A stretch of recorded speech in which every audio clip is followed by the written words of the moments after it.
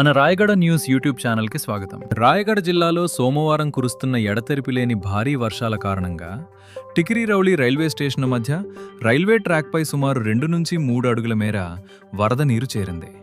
Track పూర్తిగా నీట మునిగిపోవడంతో Koraput Visakhapatnam passenger రైలును టికిరి రైల్వే స్టేషన్ను నిలిపివేశారు. ఉదయం 10 గంటల ప్రాంతంలో టికిరి స్టేషన్కు చేరుకున్న ఈ రైలు దాదాపు 4 గంటలుగా అక్కడే నిలిచిపోయింది.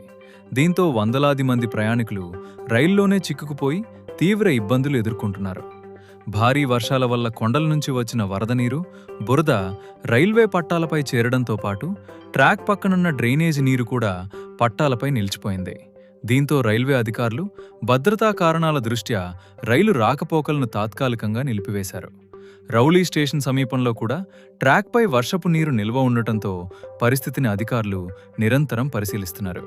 వర్షం తగ్గిన అనంతరం రైల్వే ట్రాక్ను పూర్తిగా తనిఖీ చేసి భద్రతపై నిర్ధారణకు వచ్చిన తర్వాతే రైలు ప్రయాణాన్ని పునఃప్రారంభిస్తామని రాయగడ రైల్వే డివిజన్ అధికారులు తెలిపారు.